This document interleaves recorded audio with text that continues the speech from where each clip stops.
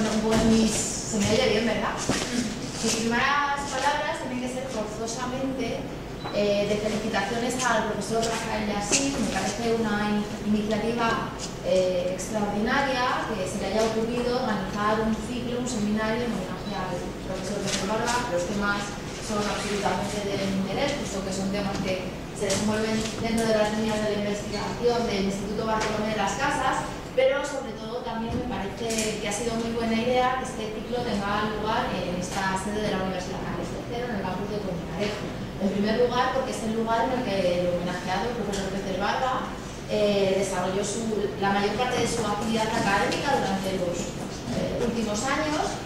En segundo lugar, porque me parece que ofrece un marco incomparable para el estudio y para la reflexión. Y en tercer lugar, porque no hay demasiada oferta de actividades fuera de la docencia ordinaria en el campus de Colmenarejo. Entonces, como casi todas las ideas del profesor Rafael Yassín, pues enhorabuena. También quiero darle las gracias por haberme hecho partícipe de este proyecto y quiero darle las gracias por darme la oportunidad de estar hoy aquí con ustedes hablando de un tema en el que llevo trabajando bastante tiempo. Tal vez por esto últimamente me da la impresión de que me repito, porque ya he tenido en las últimas semanas varias intervenciones en público sobre la cuestión. Entonces, si con alguno de ustedes o alguna de ustedes he coincidido en otro momento y ven que me repito, por favor háganme una señal para que cuente otra cosa. Básicamente, la idea en la que me voy a centrar, y además aprovechando que es la primera de las intervenciones dentro del ciclo Igualdad y no discriminación, es en la situación a la que nos enfrentamos cuando vemos lo siguiente. Por un lado vemos que leemos los textos de derechos humanos y se dice que los derechos son universales y que los derechos corresponden a todas las personas, pero luego vemos que hay otras personas que se suelen considerar que forman parte de los grupos vulnerables, que no consiguen disfrutar plenamente, a veces ni siquiera disfrutar en una pequeña medida de estos derechos. Entonces, la idea es explorar en estas cuestiones y en torno a ellas desarrollar, tratar de justificar dos ideas. La primera de ellas es que la diferencia entre quienes se consideran normales y quienes se consideran grupos vulnerables es en definitiva una cuestión de poder. Entonces, la idea es que son las relaciones de poder que se establecen en la sociedad en buena medida las responsables de que se produzca esta diferencia, que unos derechos que decimos son derechos de todos y la situación de muchas personas que no tienen la posibilidad de acceder a esos derechos. Y la segunda es que todos los instrumentos que hemos desarrollado desde el punto de vista jurídico para afrontar estas situaciones deberían ser revisados para dar cabida a este problema inicial. Hemos diseñado estos instrumentos sin tener suficientemente en cuenta que lo que está detrás son relaciones de poder que están arraigadas en la sociedad y que es muy difícil de desmontar. Por eso en lo que sigue voy a dividir mi intervención en estos dos puntos. Primero voy a hablar de diversidad, diferencia e igualdad en las teorías de los derechos humanos y después voy a tratar de reflexionar sobre en qué sentido habría que revisar, reformular el modo en el que opera la idea de igualdad jurídica para que la igualdad jurídica sea igualdad de derechos. Comenzando por lo primero. Intentaré no extenderme demasiado para que tengamos un espacio al final para poder discutir. Diversidad, diferencia e igualdad en las teorías de los derechos humanos. Bueno, ustedes saben, veo que hay personas que han profesorado y estudiantes un poco de todo, ¿no? Pero bueno, todos ustedes saben, no voy a descubrir nada nuevo si les digo que los grandes instrumentos internacionales a través de los cuales se trata de establecer un sistema de seguridad en el mundo, la Carta de Naciones Unidas, la Declaración Universal de Derechos Humanos, se establece la idea de que la legitimidad del poder político hay que buscarle la idea de dignidad. Y se establece también la idea de que la dignidad se garantiza a través del reconocimiento de derechos.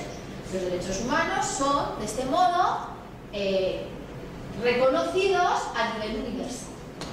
Sin embargo, frente a esta idea, hay algunos elementos en las la ideología inicial en la que hacen los derechos, que podemos llamar teoría tradicional de los derechos, que hace que sea difícil que los derechos sean efectivamente universales. Si por universalidad entendemos que los derechos sean efectivamente derechos de todos.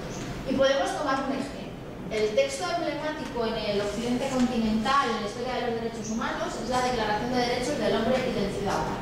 El primer artículo de la Declaración de Derechos del Hombre y del Ciudadano dice: los hombres nacen y permanecen libres e iguales en dignidad y derechos. Sin embargo, si vemos el título de la declaración se llama Declaración de Derechos del Hombre y del Ciudadano.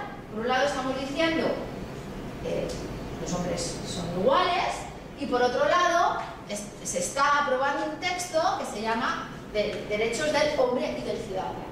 Y en 1789, hombre quiere decir hombre, no quiere decir ser humano.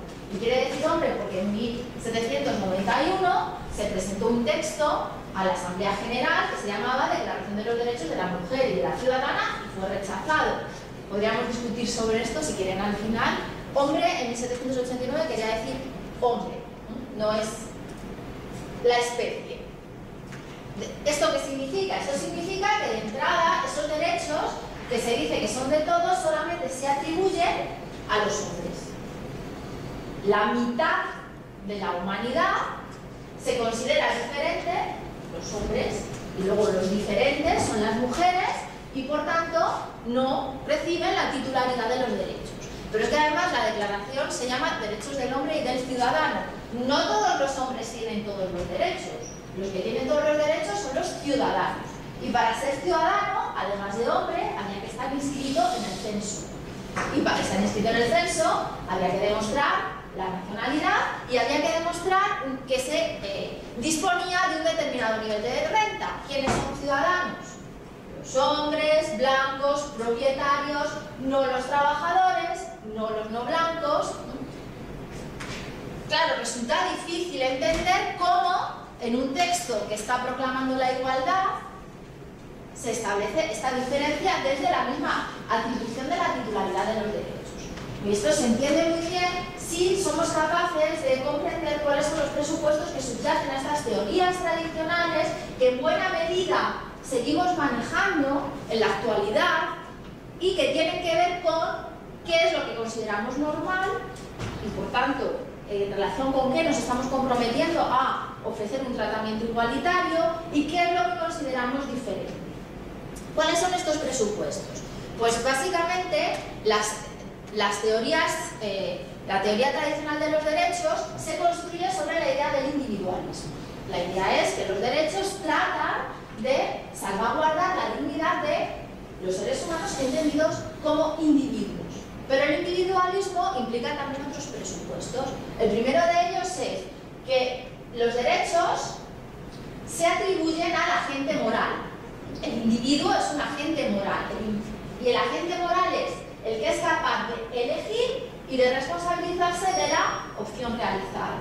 Tenemos que pensar quiénes en el siglo XVIII, en el siglo XIX, en Europa, eran capaces de elegir y de responsabilizarse de la opción realizada. Y esta es la idea que se maneja de quién va a ser el titular de derechos.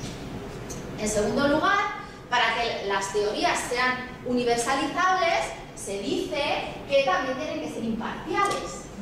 La idea de imparcialidad significa que los principios, los juicios, tienen que estar descontextualizados, de tal modo que cuando se justifica un derecho, se trata de establecer una garantía para proteger a ese sujeto, que es el agente moral, en cualquier circunstancia en la que se encuentre. Más bien, con independencia de la circunstancia en la que se encuentre. Pero claro, las personas siempre tenemos unas circunstancias. De tal forma que al final las circunstancias en las que se está pensando para proteger al titular de derechos son las circunstancias en las que se encuentra el mismo que en la realidad es autónomo. No sé si me van siguiendo, en cualquier momento me pueden parar, rebobinamos, repetimos o lo decimos de otra forma. Y el mismo que es autónomo, es decir, el agente moral, en ese contexto es un sujeto concreto y situado. El que tiene el derecho de sufragio, hombre, blanco, y podemos seguir añadiendo calificativos que tienen que ver con esta idea. Además, la idea que se maneja es que la igualdad requiere uniformidad. Así que estos derechos se atribuyen a quien se considera normal: hombre blanco propietario heterosexual y sociofísicamente independiente. Quienes no son hombres blancos propietarios heterosexuales y sociofísicamente independientes son los diferentes. La igualdad implica el compromiso por parte del Estado y por parte del derecho de tratar igual a quienes se encuentran incluidos en este grupo de los normales. Pero la igualdad no exige que se trate igual a quienes son diferentes, que son todos los que no están en este grupo. Insisto en el ejemplo de las mujeres, es significativo porque es la mitad de la humanidad, porque es ser normal, ser hombre. Si la normalidad es neutra y no ser mujer. Bueno, esto tiene efectos sobre el modo en el que jurídicamente construimos los sistemas de derechos. Y tiene efectos sobre a quién finalmente atribuimos esa titularidad jurídica cuando pasamos del plano moral de la fundamentación a, bueno, vale, ahora reconozco los derechos y voy a protegerlos, voy a establecer garantías. ¿Quién tiene la titularidad de estos derechos? Esto implica una restricción en la titularidad. Los titulares son estos mismos que aparecen mencionados en la fila de arriba, hombres blancos, etc. Pero tiene también consecuencias en relación con el catálogo. Tiene consecuencias en relación con el catálogo porque si se piensa que los derechos se orientan a proteger las situaciones en las que la dignidad del hombre blanco, etc., puede estar en peligro, solamente construimos garantías jurídicas pensando en estas situaciones. Se ve muy bien esto si pensamos en la historia de los textos de los derechos humanos. En las primeras declaraciones de derechos, los derechos que se incluían eran los derechos que más o menos coinciden con los derechos civiles. El derecho a la propiedad, podemos discutir si el derecho a la propiedad es un derecho humano, pero aparece incluido como un derecho humano en los primeros textos. El derecho a la libertad de expresión, pero no se incluían derechos que tenían en cuenta otras circunstancias que, como consecuencia de las cuales se puede generar un peligro para la dignidad, pero que son circunstancias en las que nunca se iba a ver inmerso el hombre blanco, etc. Esto ya hace que los derechos tengan algunas trabas de partida en relación con la diferencia. Las teorías de los derechos contribuyen de algún modo a justificar, a legitimar esa diferencia que existe en la sociedad. Saben ustedes también que en la historia de los derechos se pueden apreciar distintos procesos de evolución. Son procesos, no son momentos. Esto significa que todavía esto se está desenvolviendo. Si analizamos cómo van apareciendo los derechos en los distintos contextos, en los distintos niveles de protección. Me interesa prestar atención al proceso de generalización y al proceso de especificación porque son procesos de evolución de los derechos que surgen de críticas a esa teoría tradicional parecidas a la que yo estoy aquí llevando a cabo. El proceso de generalización reflexiona sobre la idea de que el agente moral, el titular de derechos, si lo trasladamos al plano real, se puede encontrar en distintas situaciones. Entonces intenta ampliar la idea del derecho para que sirvan también los derechos para proteger la dignidad en esas otras situaciones. La generalización opera en dos líneas. Opera sobre la titularidad. Hay derechos que al principio solamente eran de algunos sujetos y cuya titularidad se amplía a otros. El ejemplo por excelencia es el derecho al sufragio. Era de los mayores, muy mayores, hombres, blancos y propietarios, y se va ampliando. Se amplía a los hombres no propietarios, se rebaja la edad, se amplía a personas que no necesariamente son blancas, aunque al principio sí tenían que ser hombres, se amplía a las mujeres. Este es el ejemplo por excelencia. Y el proceso de generalización opera también en los contenidos de los derechos. Si hay situaciones distintas de la del propietario en las que se pueden producir vulneraciones de derechos, habrá que ampliar el catálogo de derechos para atender a estas situaciones. Como consecuencia del proceso de generalización, por ejemplo, surgen los derechos económicos, sociales y culturales si los entendemos como derechos universales. los derechos de carácter social, por ejemplo, el derecho a la educación. El propietario no necesita el derecho a la educación, porque puede acceder a una educación por sus propios medios. No es que no tenga derechos, es que no necesita especiales garantías, no necesita que la sociedad se organice de forma distinta. ¿Se entiende esta idea?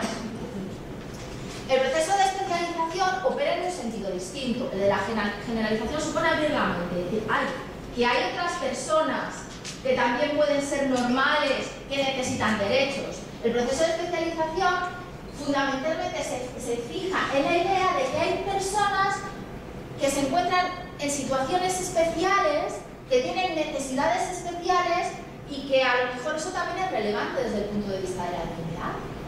Como consecuencia del proceso de especialización surgen derechos específicos, no derechos que digan ya todos los hombres, o si lo revisamos todos los seres humanos, son derechos que dicen los niños tienen derecho, las personas mayores tienen derecho.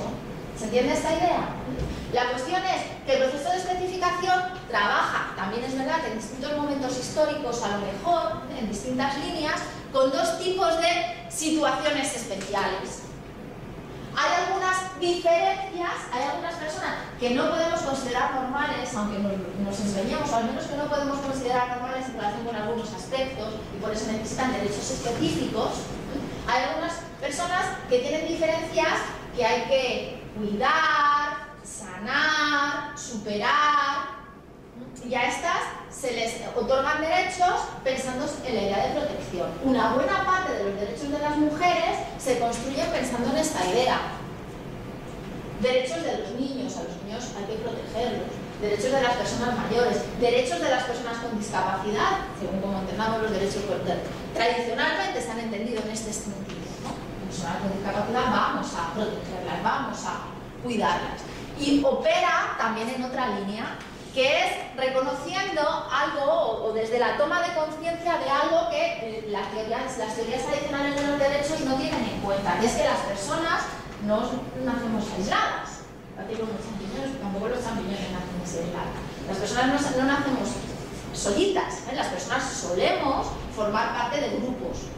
Y la pertenencia a grupos, es decir, que es lo que nos da nuestra identidad, condiciona el modo en el que ejercemos nuestros derechos. Entonces el proceso de especificación también tiene en cuenta estas otras diferencias, de algún modo, pero toma en cuenta estas otras diferencias muchas veces para potenciarlas. Hay diferencias que hay que curar y hay diferencias que hay que potenciar.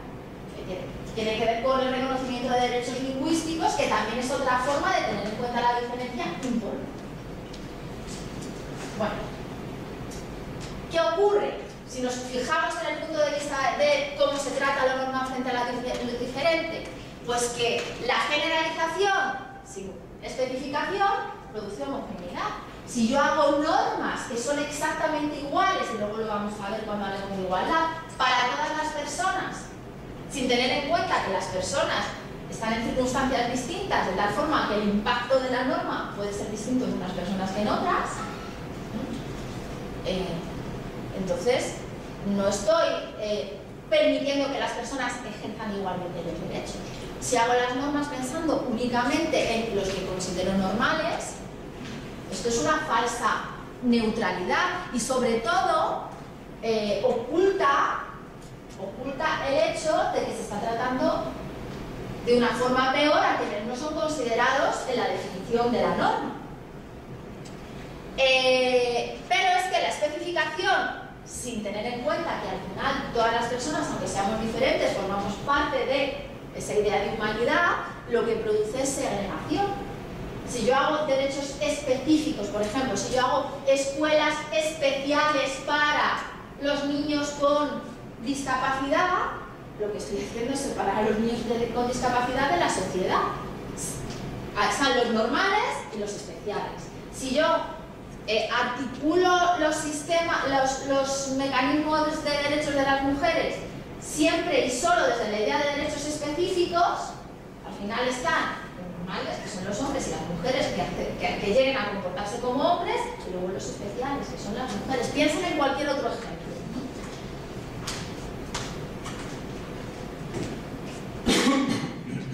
A partir de un determinado momento se produce un cambio de paradigma en el derecho internacional Y este momento es la entrada en vigor de la Convención Internacional sobre los Derechos de las Personas con Discapacidad. Es un texto importante porque, para empezar, al proclamar la dignidad de las personas con discapacidad y tratar la cuestión de la discapacidad como una cuestión de derechos humanos, lo que está planteando es precisamente que los seres humanos somos diversos. Somos diversos, de tal forma que ya no existe una idea de dignidad que está representada por un tipo humano concreto y luego los otros que serán más o menos dignos por aproximación a este ser humano concreto. Los niños tienen dignidad porque son seres humanos, no porque van a ser adultos. Luego, si quieren, podemos seguir discutiendo sobre este punto. La otra idea importante de la Convención es que introduce un nuevo enfoque de tratamiento de la diversidad, introduce un nuevo enfoque de tratamiento de la discapacidad, pero que puede ser ampliable a todo el tratamiento de la diversidad, que es el modelo social. ¿Por qué el modelo social es importante? Pues fundamentalmente porque permite entender muy bien la idea de que esa diferencia que se establece entre lo normal y lo diferente es una cuestión de poder. ¿Qué es lo que dice el modelo social de la discapacidad? Fíjense, esto lo podemos ver en cómo la Convención define la idea de persona con discapacidad. La discapacidad es el resultado de la interacción entre una condición individual de la persona y las barreras sociales que impiden que esta persona participe, sea incluida en la sociedad en igualdad de condiciones con las demás. Es decir, la idea es, la discapacidad no está solo en cómo es la persona, que es especial, ¿no? La idea de especialidad, no. La discapacidad es el resultado de esa diversidad de la persona, ¿sí? Y cómo está la sociedad construida. Ejemplo, si yo tengo, siempre pongo el mismo ejemplo, entonces si no he oído últimamente decirlo, mala suerte. Si yo tengo miopía, tengo 7 dioptrías de miopía, pero puedo vivir aquí o en una sociedad donde no haya acceso a lentes correctoras. Si yo vivo aquí, no soy una persona con discapacidad. Pero si vivo en un contexto en el que no tengo acceso por distintas circunstancias a lentes correctoras, soy una persona con discapacidad. No sé si alguien tiene 7 dioptrías aquí además de mí, pero les aseguro que no lo impide. Soy una persona con discapacidad. Luego, la discapacidad está en mí. Bueno, en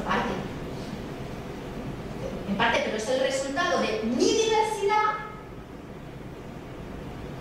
que interactúa, de la interacción entre mi diversidad y el modo en el que la sociedad está organizada. Y eso lo podemos pensar en relación con todas y cada una de las circunstancias que nos llevan a pensar, bueno, es que este grupo no es normal, este grupo es un grupo vulnerable, podemos pensar.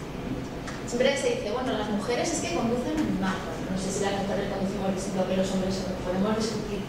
No sobre la conducción, sobre el grado de diferencia entre las mujeres y los hombres, que es natural, que es construido. Bueno, las mujeres conducen muy mal. ¿Las mujeres conducen mal o es que el modo en el que se ha organizado la circulación de los vehículos a motor tiene que ver con los parámetros de los hombres? ¿Por qué si es verdad que las mujeres conducimos de otra forma, por qué es conducir mal lo que conducen las mujeres? No sé si me explico. Al final, lo que es normal, la diferencia entre lo normal y lo diferente, lo específico, es una cuestión de poder. ¿De quién define la normalidad? Y de quién ha llegado a imponer esa normalidad primero para construir la sociedad. Bueno, pues esta idea es la que no siempre se recoge del todo en los instrumentos jurídicos que hemos desarrollado para conseguir la igualdad. Vamos a hablar de las modalidades de la igualdad, de la prohibición de discriminación y de qué sentido tiene hablar de discriminación estructural. Fíjense, tradicionalmente la igualdad jurídica se viene entendiendo como una exigencia de racionalidad. La igualdad jurídica es esto que aparece en el artículo 6, y vuelvo otra vez a la declaración francesa de 1781. La ley es la expresión de la voluntad general. Todos los ciudadanos tienen derecho a contribuir a su elaboración personalmente o por medio de sus representantes. Debe ser la misma para todos, ya sea que proteja o que sancione. Como todos los ciudadanos son iguales ante ellas, todos son igualmente admisibles en toda dignidad, cargo o empleo públicos, según sus capacidades y sin otra distinción que la de sus virtudes y sus talentos. Esta es la igualdad jurídica y es la idea de igualdad que aparece en los primeros textos de derechos humanos y también en la inspiración del primer modelo del Estado de Derecho como Estado liberal. Pero la igualdad jurídica es un concepto que casi viene exigido por la racionalidad. La igualdad jurídica, si se dan cuenta en el enunciado, la ley debe ser la misma ya sea que proteja o que sancione. Es igualdad para lo bueno y también igualdad para lo malo.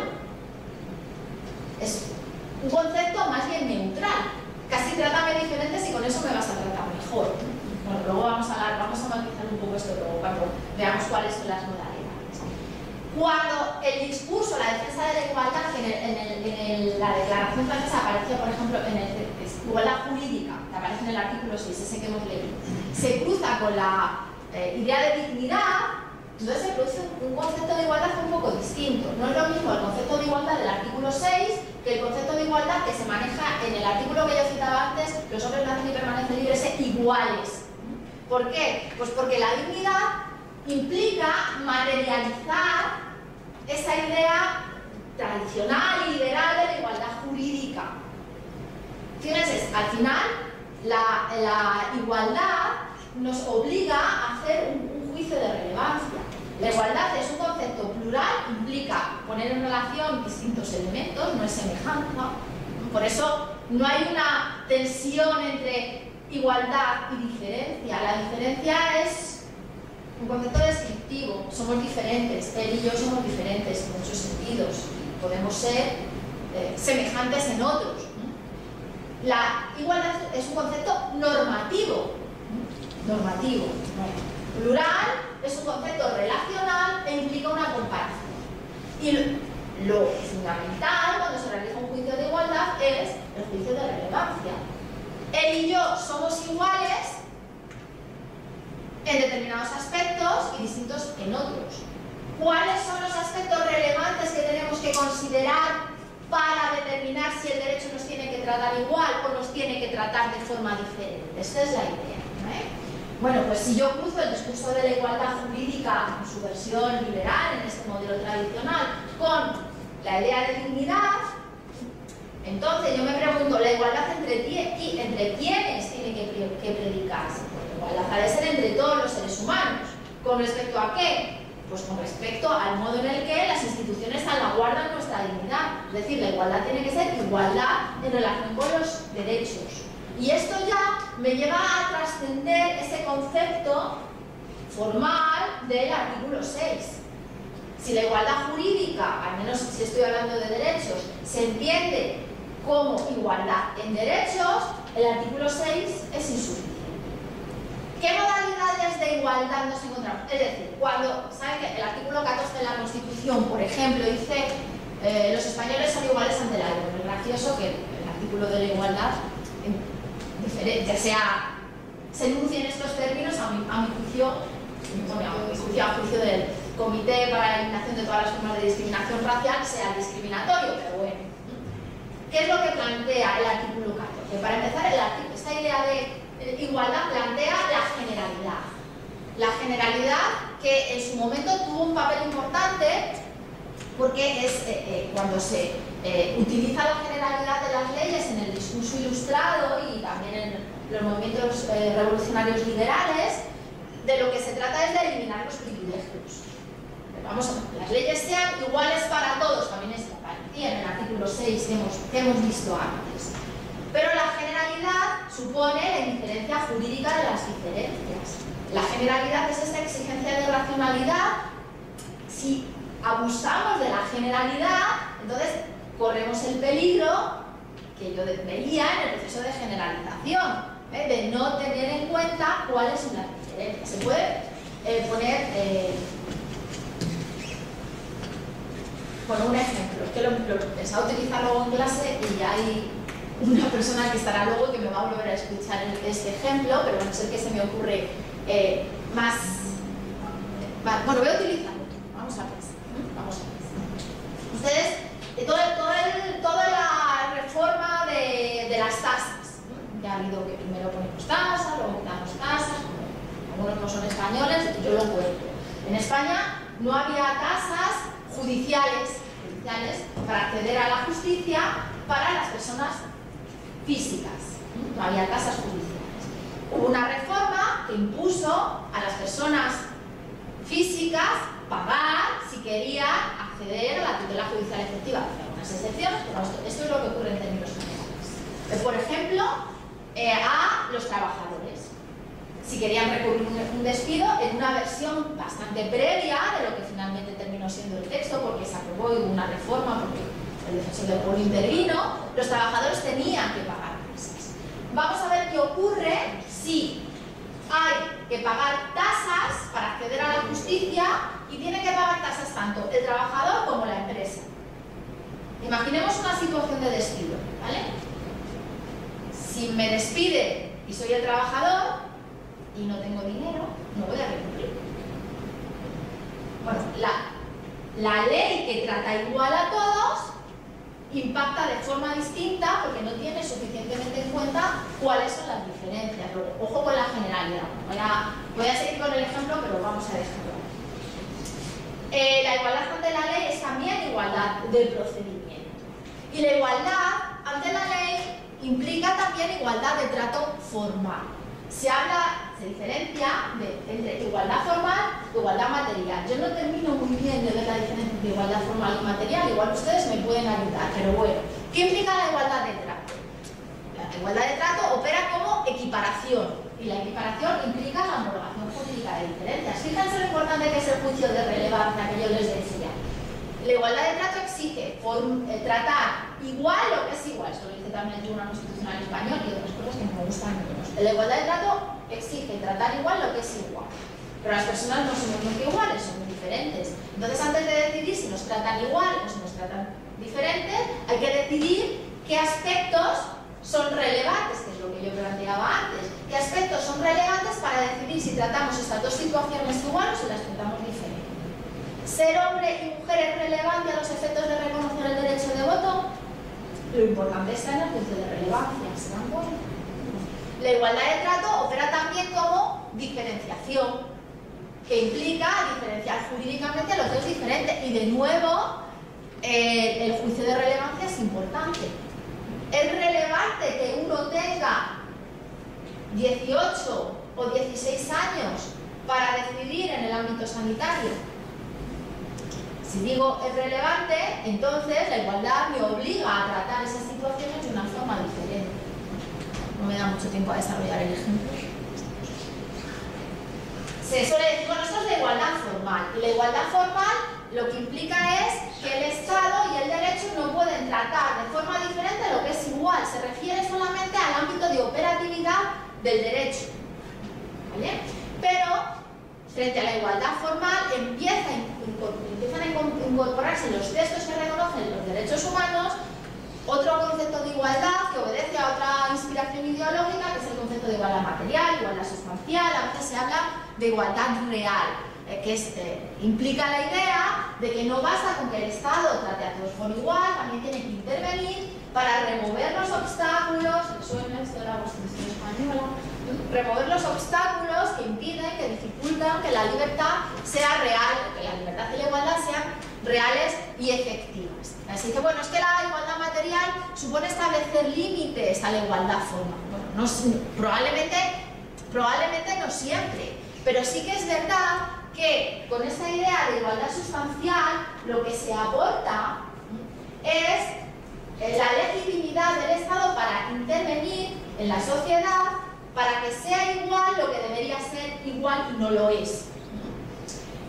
Es bastante difícil, como les digo, para mí, no sé, a lo mejor alguien me puede ilustrar, el ver la diferencia entre qué es lo formal y qué es lo material. Hay algún autor que dice, bueno, realmente decimos formal a lo que ya está conseguido y decimos que es material lo que está por conseguir. Bueno, como quiera que fuera, el incorporar en los textos esta idea de igualdad material ha llevado a otro tipo de reflexiones sobre la igualdad, que también han influido en el modo en el que los tribunales aplican las cláusulas de reconocimiento de la igualdad y de de la discriminación. De tal forma que ahora se discute entre si la igualdad ha de ser meramente la igualdad formal, el Estado, el derecho no diferencia entre situaciones que los aspectos relevantes son iguales, o si de lo que se trata es además de conseguir la igualdad de oportunidades. Esto, revisión de la idea de igualdad jurídica a partir de la idea de igualdad de oportunidades, la admite el liberalismo igualitario, por ejemplo. La idea es, no podemos valorar o no podemos decir que los sujetos son iguales porque no existen normas que pongan traba a su competición en la vida, por ejemplo, su competición por los recursos en la vida, su competición por obtener un trabajo en la vida. No podemos decir que los sujetos son iguales a la hora de obtener un trabajo. Quien tenga una mejor formación accederá al trabajo antes que quien no haya podido tener esa formación. Entonces el objetivo tiene que ser, al menos también en parte, conseguir la igualdad de oportunidades, que los sujetos tengan las mismas oportunidades, salgan del mismo punto cuando empiezan a competir. Y esto se consigue, pues, por ejemplo, mediante la educación, en el ejemplo que ponía. Luego, si queda un poco oscuro, podemos volver sobre ello. ¿Se entiende lo que significa la igualdad de oportunidades? Entonces, ¿hasta qué punto podemos decir que el Estado tiene que intervenir en la sociedad, remover obstáculos? Pues hasta el punto de garantizar la igualdad de oportunidades y luego ya que cada uno se busque la vida. Pero claro, lo que la defensa de la igualdad de oportunidades no tiene suficientemente en cuenta es que hay algunas personas que, qué casualidad, vienen a coincidir con los que desde el paradigma inicial se consideran los diferentes, que aunque estén en las mismas oportunidades, siguen encontrando mayores obstáculos por el camino. Bueno, no quiero ser pesada, que la semana pasada tuve un curso de género, entonces estoy muy pesada con los ejemplos de género, pero volvemos. Los obstáculos a los que se enfrentan las mujeres en la competición por los recursos son mayores que los obstáculos a los que se enfrentan los hombres. Una persona que tenga una enfermedad crónica enfrenta mayores obstáculos a la hora de competir por los recursos que una persona que no tenga esa enfermedad crónica. ¿Me explico? Por eso empieza a plantearse, incluso porque Bobbio está muy preocupada y dice, bueno, la igualdad no puede ser igualitarismo, está preocupado en un momento donde el enemigo es el totalitarismo de izquierdas. Entonces, incluso sin defender estos planteamientos, empieza a plantearse si la igualdad jurídica, la igualdad en derechos, no tiene que ser también, en algunos aspectos, igualdad de resultados. No solo igualdad de oportunidades, también igualdad de resultados. Y claro, aquí, antes de adoptar una decisión en determinado contexto jurídico, es importante plantearnos con respecto a qué medimos los resultados. Porque es distinto si yo mido los resultados en relación con el individuo, que si miro los resultados en relación con el grupo, que si los resultados que me importan tienen que ver con la representación proporcional. Si yo mido los resultados en relación con el individuo, por ejemplo, y pues sí, bueno, yo soy una mujer que formo parte de un consejo de administración en una gran empresa, hay igualdad. No podemos decir que no haya igualdad entre hombres y mujeres, puesto que hay mujeres que forman parte de los consejos de administración de grandes empresas. Pero si yo, en lugar de fijarme en la mujer, me fijo en el grupo, a lo mejor sí puedo darme cuenta de que las mujeres como grupo tienen mayores dificultades para ser consejeras en los consejos de administración de las grandes empresas. O pensemos en la carrera judicial, que ayer venía escuchando un reportaje en la radio, yo no sabía que el 51% de la judicatura son mujeres y el 80 y no sé cuántos % de la fiscalía son fiscalas, no fiscales. Y no, esta proporcionalidad no se manifiesta en el número de mujeres que hay en los altos tribunales y, por supuesto, presidiéndolos. Y esto tiene que ver con el siguiente elemento de la igualdad de resultados, que es la igualdad de resultados entendida como representación proporcional. Podemos decir que la igualdad exige que en cada uno de los contextos, cada grupo diferente esté representado en la misma medida en la que lo está en el resto de la sociedad. Si no hay jugadores de fútbol homosexuales, por poner un ejemplo, algo está pasando. O se oculta, o se está discriminando a los homosexuales cuando se decide quiénes forman parte de los grandes equipos. Bueno, esta es la idea. Al hilo de esta reflexión se construye el concepto de acciones positivas. En distintos textos sobre igualdad, discriminación, en distintas leyes sobre igualdad, se incorpora la idea de que el Estado debe adoptar medidas, cuando sea necesario, que traten de conseguir que estas personas que forman parte de esos grupos que se consideran diferentes estén representadas en los distintos espacios.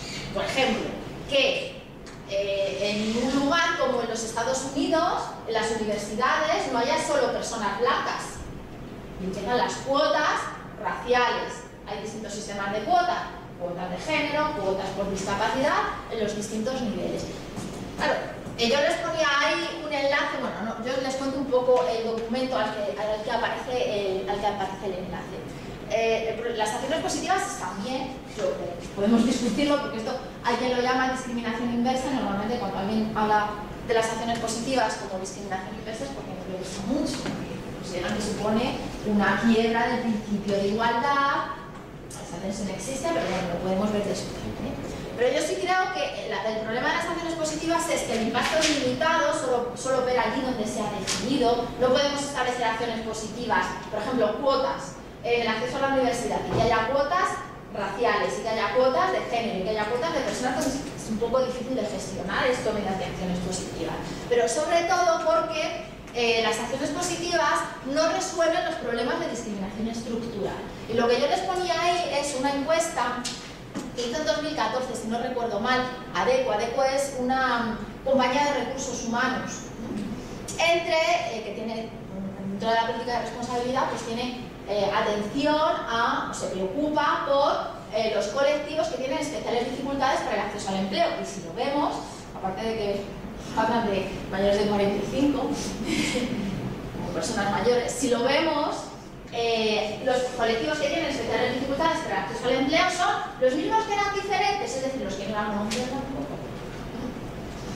Bueno, ¿qué es lo que me interesaba que vieran de esta encuesta? Pues cómo un porcentaje bastante importante, no es la mayoría, pero se aproxima, de las mujeres directivas entrevistadas, pues en torno al 37%, considera que las acciones positivas las han perjudicado, porque han llegado a hacer que todo el mundo piense que ellas están ahí para cumplir con la cuota con independencia de cuáles son sus méritos.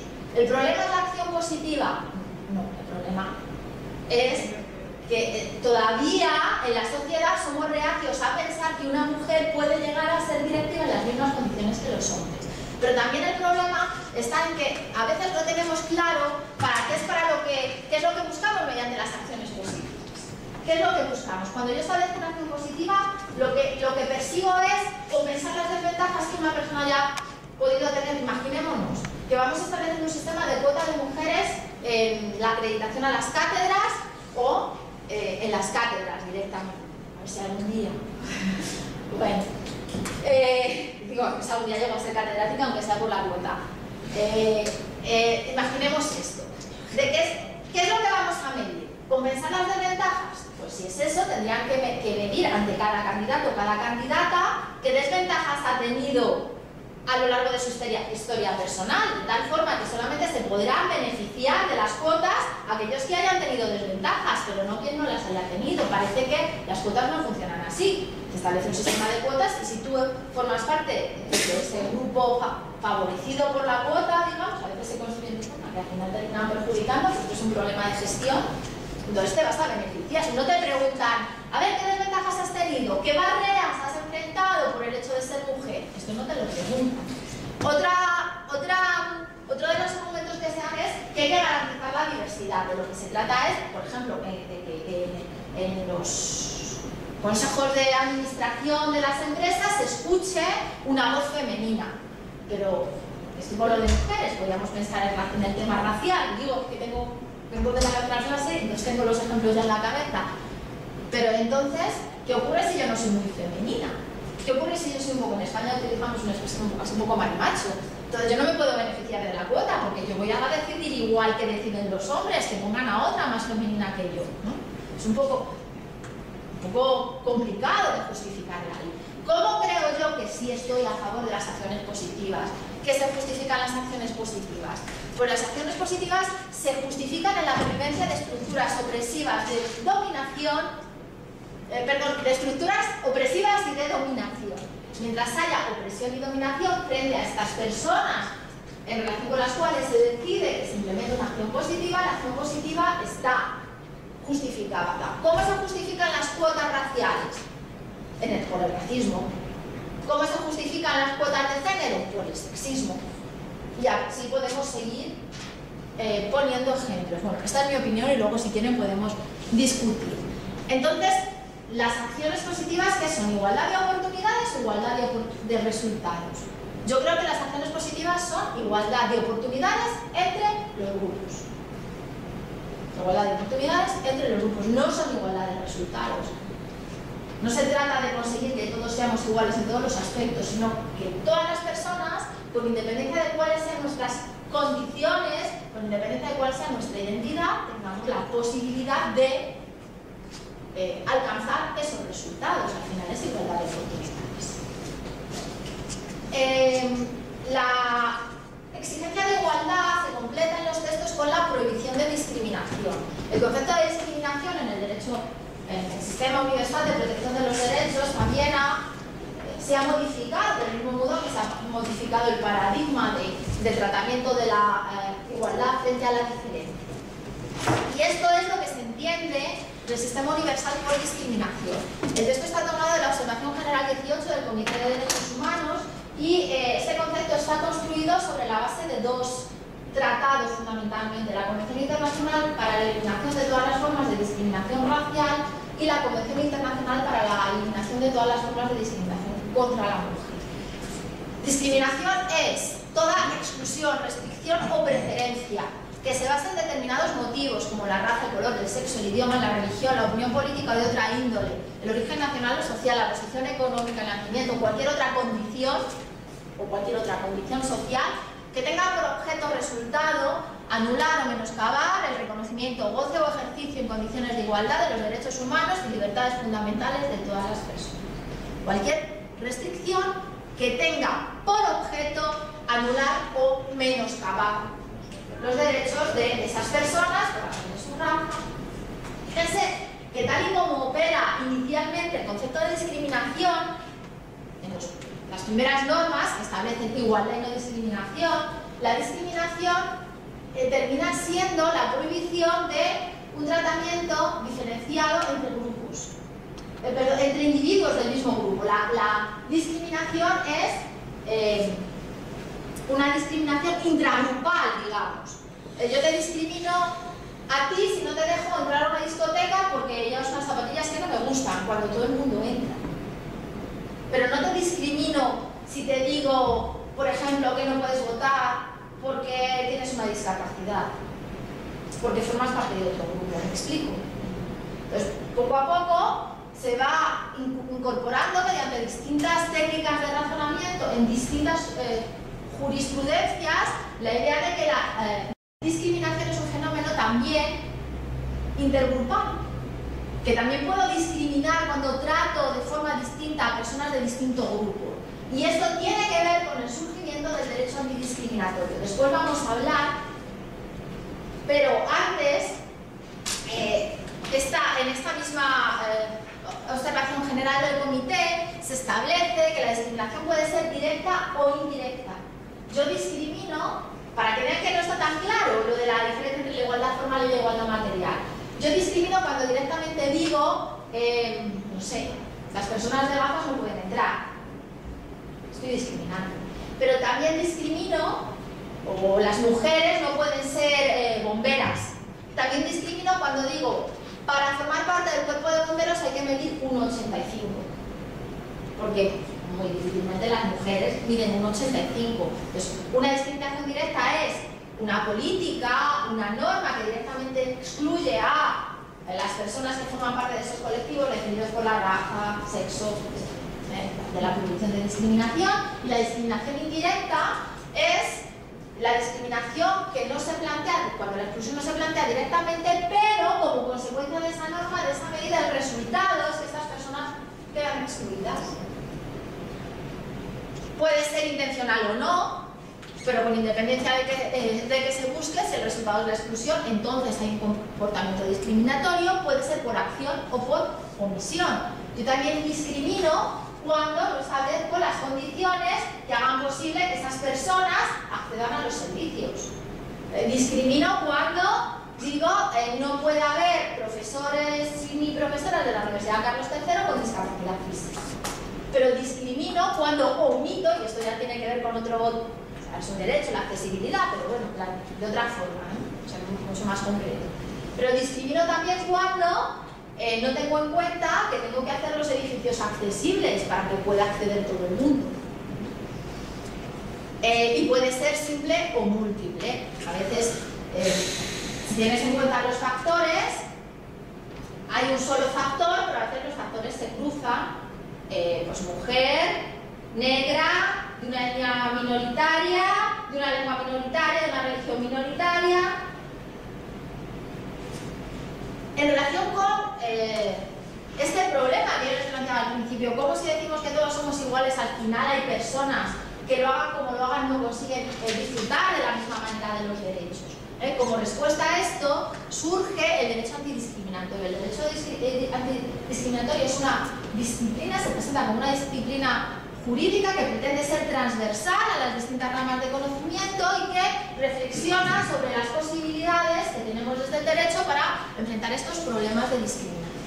A partir de un determinado momento, el derecho antidiscriminatorio juega con la idea de que la discriminación frente a estas personas que tradicionalmente se consideran diferentes es una discriminación de tipo estructural. No es una discriminación creada por el derecho necesariamente, pero es una discriminación que el derecho contribuye a enmascarar y muchas veces contribuye a reforzar. Claro, ante esto podemos decir, bueno, el derecho no sirve para nada, entonces las medidas tienen que ser de otra forma. Bueno, pues quienes trabajan el derecho antidiscriminatorio lo que plantean es que también el derecho puede eliminar, ayudar a eliminar la discriminación estructural. El ejemplo es la violencia de género. La violencia de género no se produce por las normas jurídicas, ni tampoco se puede solucionar por las normas jurídicas, pero simplemente que haya normas jurídicas que contemplen la violencia de género implica dar nombre a un problema que no tenía nombre. Ahora se publica el número de mujeres muertas como víctimas de violencia de género, se le da difusión, existe el problema. ¿Hace 50 años no había violencia de género? Había, pero aparecía enmascarada. Me decían la maté porque era mía, ¿no? La forma de tratar la circunstancia en la que un hombre mataba a su mujer porque tenía celos era un crimen pasional. Encima se le rebajaba la pena. Bueno, aparte, pues es distinto si consideramos la violencia de género como lo que es, el resultado de las estructuras de opresión y por tanto, si tenemos en cuenta que la violencia de género puede ocurrir entre cualquier hombre y cualquier mujer, o lo que hace la ley española, es que solamente considera que es violencia de género, en esos aspectos está muy bien la ley española, pero solo considera que la violencia de género es la cometida en el contexto de la pareja. Pues esto es una limitación. Por ejemplo, los feminicidios en Ciudad Juárez no podrían ser considerados violencia de género de acuerdo con la ley española y parece que sí. Que el concepto debería ser igual. ¿Cómo se manifiesta la discriminación estructural? Pues la discriminación estructural se manifiesta como dominación. Yo les decía, voy a intentar justificar que al final estos sujetos no acceden a los derechos, los diferentes, pero todos somos diferentes. Al final, ¿quién es el titular abstracto? Nadie, ¿no? Al final todos estamos... Los diferentes no acceden a la titularidad o al ejercicio de los derechos, esto es una cuestión de poder. Porque ¿cómo se manifiesta la discriminación estructural? Pues se manifiesta como dominación y se manifiesta como opresión. Estoy dominada cuando no puedo autodeterminarme. Y La opresión tiene que ver con que hay condiciones de explotación, de marginación, de carencia de poder, de imperialismo cultural y de violencia. Estoy utilizando aquí a una autora que se llama Young, de apellido, Mario Young, casi literalmente, por eso tenía que... Bueno, ponía el ejemplo del sistema sexo-género como un sistema de opresión que se traduce en la discriminación por razón de sexo, que no es por seguir con el ejemplo de la violencia de género, que al final es una discriminación estructural. El derecho antidiscriminatorio emplea distintas técnicas, desde considerar que el dato que causa la discriminación está protegido por el derecho a la intimidad. Por ejemplo, si la discriminación se produce por razones políticas, yo no tengo por qué decir de qué partido político soy, o por razones religiosas, no tengo por qué decir cuál es mi religión. Hasta, no sé, la inversión de la carga de la prueba, que opera en algunos contextos. Si alguien considera que ha sido víctima de una discriminación y forma parte de esos colectivos, es el agente que discrimina quien tiene que probar que el tratamiento diferenciado ha sido por una razón que no es discriminación. Si yo me quedo embarazada y la universidad me despide, le corresponde a la universidad probar que además de que estoy embarazada, es que estoy trabajando mal y entonces merezco que me despida. Esta es la inversión de la carga. Y también opera mediante la propuesta de acciones positivas. La cuestión es que los tratamientos diferenciados no tienen por qué ser desigualitarios. Y en los distintos niveles jurisprudenciales se va desarrollando la idea de que un tratamiento diferenciado no es desigualitario cuando la finalidad es lícita, cuando este tratamiento es adecuado para conseguir esa finalidad y cuando la medida es proporcional. La cuestión que yo quería plantear aquí es que yo no creo que se esté teniendo suficientemente en cuenta toda esa reflexión de la discriminación estructural cuando se realizan estos juicios. Por tanto, la propuesta sería que esta valoración de cuando un tratamiento cuando un tratamiento diferenciado es una desigualdad, rompe el principio de igualdad, debería tener en cuenta esta nueva comprensión que estamos manejando de la diferencia.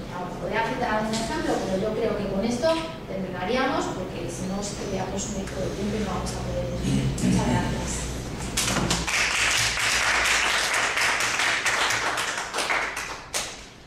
Preguntas. Yo si quieres puedo empezar. No, que me da. No. Sí. Si hay alguien mejor, si hay alguien que se anima, porque yo con Maricano Marano tengo la suerte de verla mucho, ¿verdad? Pero si no, bueno, pues empiezo. Dos cosillas. Una ya la sé, pero me parece igual que es... Vamos, ya sé tu contestación, creo, pero que igual es bueno insistir. Y la otra es a ver si me lo puedes argumentar más, ¿no? Cuando has... Porque yo ahí no estoy muy de acuerdo, o igual, o sea, yo siempre lo he justificado de otra manera. O he utilizado ese argumento como justificatorio. Me voy voy a la justificación de las acciones positivas. Entre los argumentos que has utilizado, hay uno que a mí me parece que sí es un argumento importante y de peso. Que es, sí, claro, ya sabes a cuál voy. Pero es que yo, vamos a ver, que es el de garantizar la diversidad. Has utilizado el ejemplo de la mujer que tiene así que no sé, has utilizado el marimacho, ¿vale? A mí ese me parece que es un argumento importante. Y dices, claro, eso va asociado a un cierto esencialismo. Pero claro, es que al final esa idea, vamos a ver, creo la imagen es muy importante, ¿no? Yo creo en temas de no discriminación. Cuando uno cierra los ojos y piensa de eso lo hago hacer ese ejercicio mucho a mis alumnos, ¿no? A ver, piensa en alguien que trabaja en banca, ¿no? Y cierra los ojos y ve al director de banca y a la administrativa de banca en esa imagen. Cuando ve, y entonces, ve en un consejo de administración mujeres o en un alto tribunal de mujeres, eso es importante. verlas. Es lo mismo que ver, esto ocurre en otras situaciones de discriminación, ¿no? Igual que si tú ves la normalidad, esto yo creo que es importante. Pero es que además yo creo que esa idea, no esencialista, pero esa idea de identidad la utilizamos en otros ámbitos, ¿no? Cuando, por ejemplo, cuando hablamos de visibilidad, estamos utilizando más o menos ese argumento, ¿no? O sea, yo no lo descartaría. Creo que no es el único, pero sí que me parece un argumento importante para que al final esto entre dentro de la normalidad, o sea, que no sorprenda, ¿no? Que no... Ese es un luego te cuento. Sí, pero fíjate que lo que tú estás planteando es una herramienta frente a las estructuras, sí, frente al sexismo. ¿Cómo va a dejar de haber sexismo? Pues normalizando que una mujer es una jueza, pues sobre todo porque es el 51%. Claro. Que yo no lo sabía.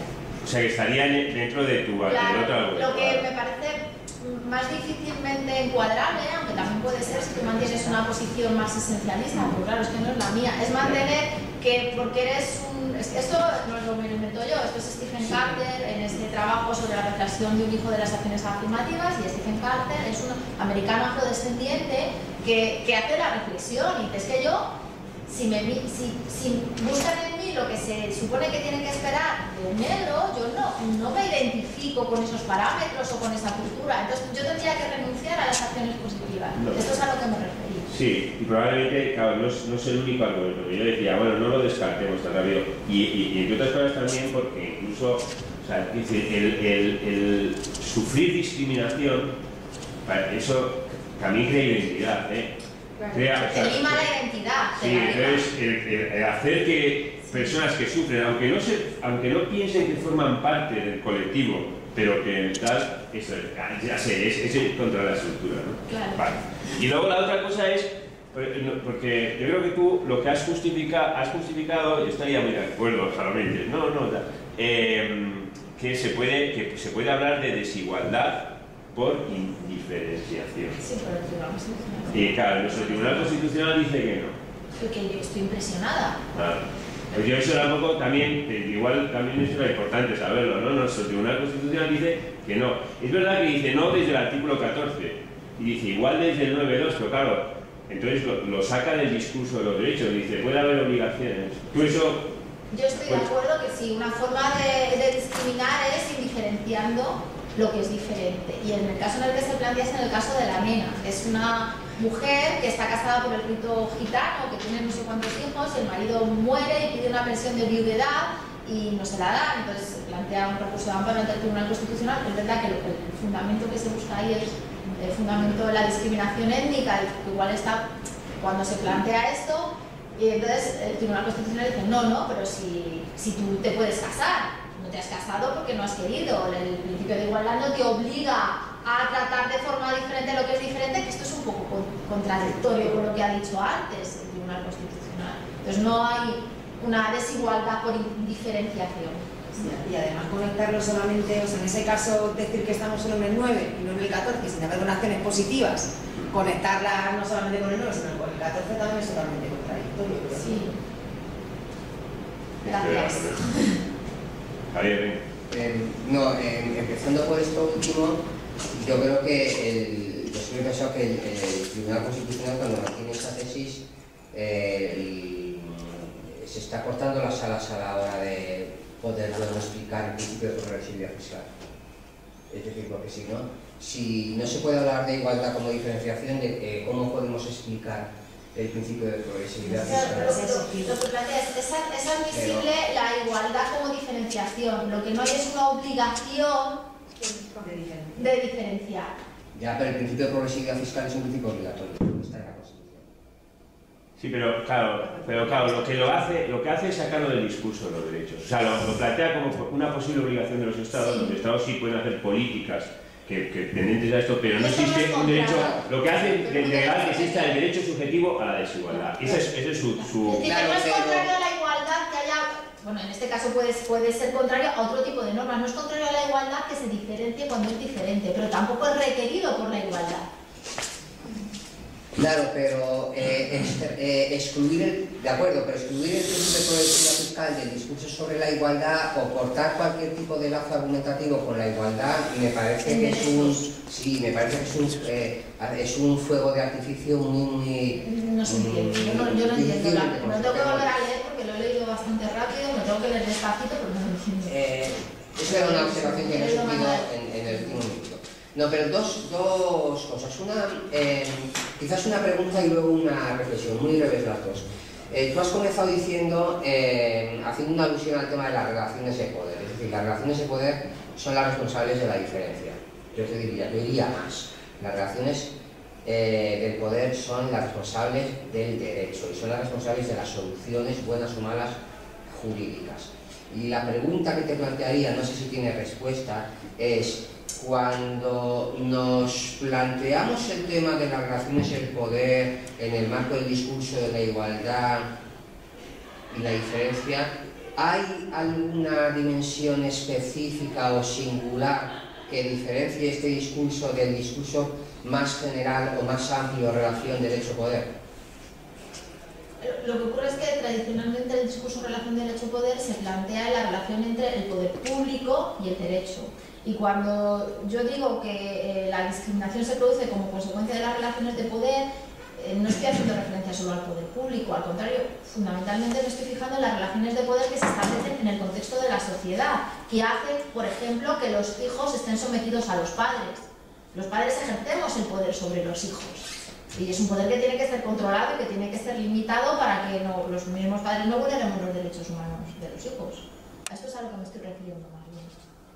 Vale. Y a veces esas situaciones pues implican atribuir determinados roles de los que las personas que forman parte del grupo dominado no se pueden salir, pero tampoco las personas que forman parte del grupo dominado. Sí, es verdad. Yo creo que posiblemente tengamos que estemos obligados a reformular el modo tradicional de entender la relación entre el derecho y poder. Es decir, nosotros siempre lo hemos entendido en términos de poder institucionalizado, pero posiblemente en una sociedad democrática tenemos que ir más allá del poder institucionalizado. Que también se produce en institutos, sí. Se refuerza mediante instituciones, ¿no?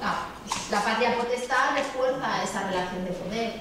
Y luego la observación más general tiene que ver con el tema de la discriminación estructural. Yo creo que tú has aludido a ello de pasada. Es decir, yo creo que ese discurso sobre la discriminación estructural nos pone en guardia sobre la limitada capacidad que puede tener el derecho a la hora de cambiar las cosas. Es decir, este discurso, o el discurso sobre la igualdad y la diferencia, tiene un trasfondo cultural súper profundo y yo creo que es un buen ejemplo que nos llama la atención, o es un buen ejemplo que nos llama la atención a la hora de ser conscientes de que a veces el derecho no puede lograr determinadas cosas. Y hay problemas que el derecho puede contribuir a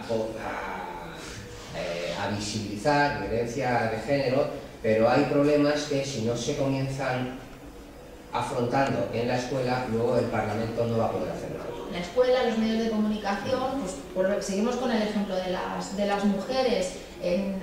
Hasta el 20 de marzo ha tenido lugar la 59, no sé cómo se la 59, ¿eh? 59, gracias. Sesión de la Comisión sobre la Condición Jurídica y Social de la Mujer en el Mundo, y entonces se han presentado las conclusiones de evaluación del grado de cumplimiento de los objetivos que se marcaron en Beijing en el 95.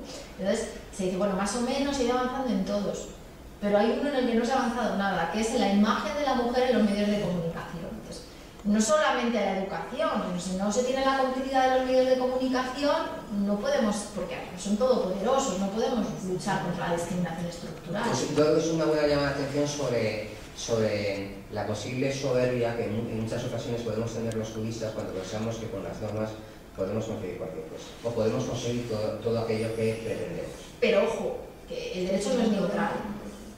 Y ni siquiera cuando no se norma, no hacer política es una forma de hacer política, no hacer normas es una forma de regular. Pero sí, de acuerdo contigo, como no podía ser. No sé, sí. Si bien es cierto, estamos comentando aquí que la discriminación es distinta de la que hemos hablado, muchas veces se deben a relaciones estructurales. A mí la pregunta que me surge es, entonces, ¿por qué el ser humano, o sea, viendo más allá del derecho, viendo más allá de la insuficiencia que puede tener el derecho instrumentalmente para poder solucionar esto desde su ámbito, ¿por qué el ser humano entonces discrimina? ¿A quién le interesa discriminar? Todos estamos de acuerdo que discriminar no es el mejor mundo posible. Un mejor mundo posible sin discriminación de género, sin discriminación por discapacidad. Lógicamente, si esto es así, entonces, ¿de dónde nace? O sea, ¿cuál es el origen y lo digo porque podríamos terminar concluyendo, y esa es mi pregunta, que el hombre es discriminador por naturaleza, y estoy pensando, por lo que yo estoy trabajando ahora, estoy pensando en Hegel, ¿no? Estoy pensando en Hegel, que Hegel, cuando explica el inicio de la cultura, habla de las relaciones de la conciencia y del deseo, ¿no? Estoy hablando básicamente de la dialéctica de Amo y del esclavo. Básicamente que es una idea de dominación, o sea, el hombre siempre tiende a dominar el deseo del otro, ¿no?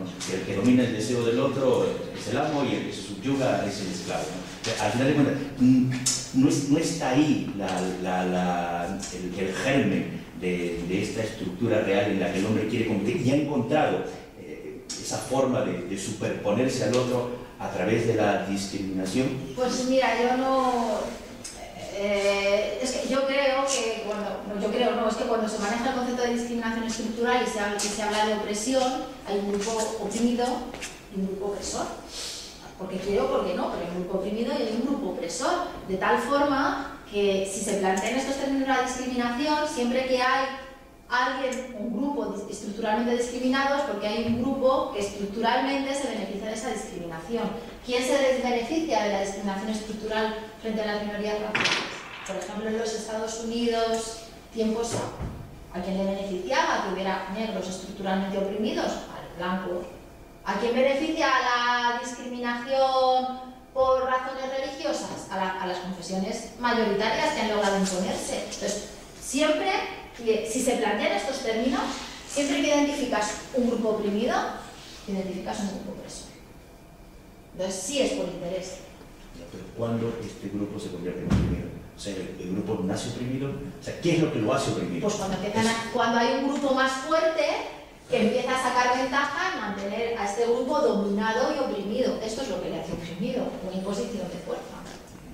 No es que voluntariamente yo me someto, porque hubo esclavitud. Y también depende, a ver, estamos manejando todos los grupos como todo, pero la historia de todos los grupos es distinta, las formas de opresión se manifiestan de forma distinta en los distintos grupos, pero bueno, este es mi análisis. No sé si hay alguna cuestión más. Bueno, yo Sí. solo una cosita a ver si puedes sacar. A mí, por ejemplo, siempre me llama la atención la perspectiva de género plantada en el tratamiento diferenciado de las cuestiones de igualdad y respecto básicamente a las normativas, por ejemplo, de políticas activas, en el caso de la maternidad o no, pasa por una concepción muy rara para mí, es decir, la percepción que yo tengo muchas veces de mis contemporáneas aquí en España. Hay una necesidad de igualación desde el punto de vista laboral con el hombre, pero de nuevo, bajo unas estructuras que son muy masculinas.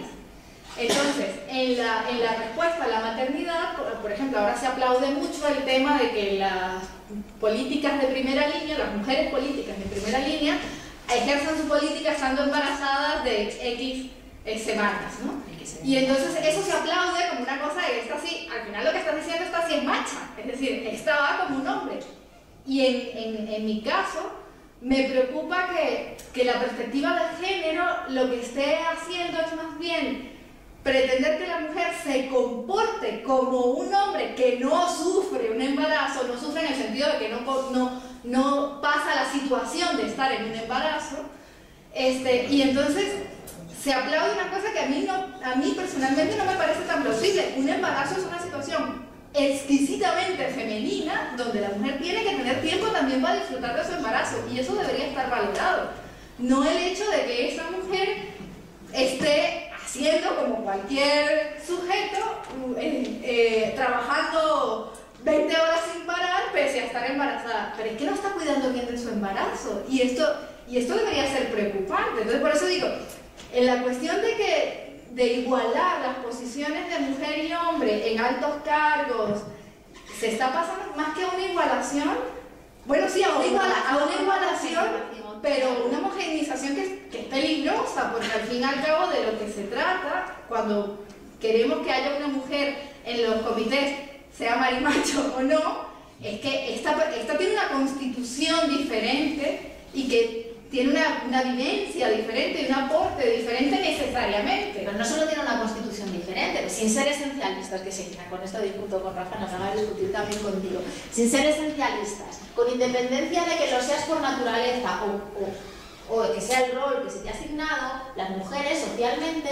tenemos una carga mayor que la que tienen los hombres y esa carga la arrastras. Entonces, si las normas laborales, por seguir con el ejemplo que tú ponías, no contemplan eso, entonces no estamos haciendo enfoque de género, sino no, claro, si tú puedes ser como los hombres, a condición de que te comportes como los hombres se venían comportando, que ya tampoco, que esa es otra.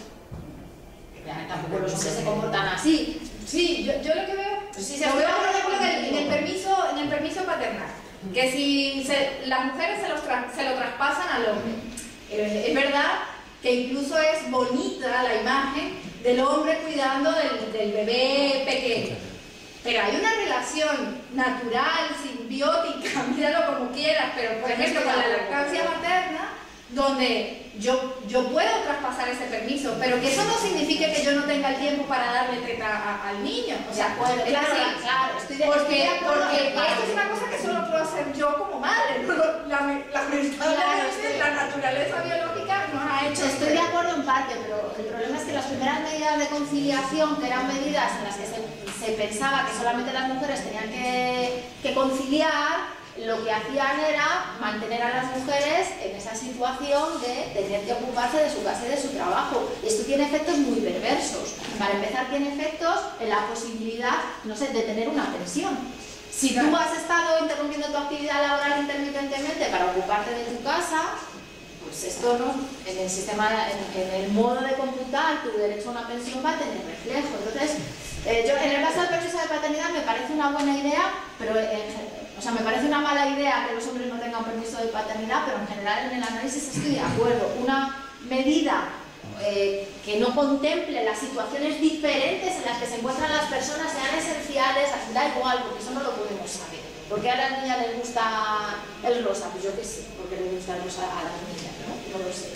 Pero una medida que no contemple las situaciones diferentes, las identidades diferentes, no es una medida igualitaria, es una medida homogeneizadora. Tú lo que tienes que hacer, si quieres llegar a lo que hacen los demás, es renunciar a tu identidad, comportarte como los demás. Y esto no es ser sensible a la diferencia y además tiene efectos muy perversos. Bueno, aquí se ve la tasa de natalidad, ¿no? Por ejemplo. Gracias. Muy bien, pues si no hay más preguntas, agradecerle de nuevo a la profesora Barranco su interesante conferencia y ya pues emplazaros a todos para después de Semana Santa que continuaremos con las conferencias. Gracias, Mari Carmen.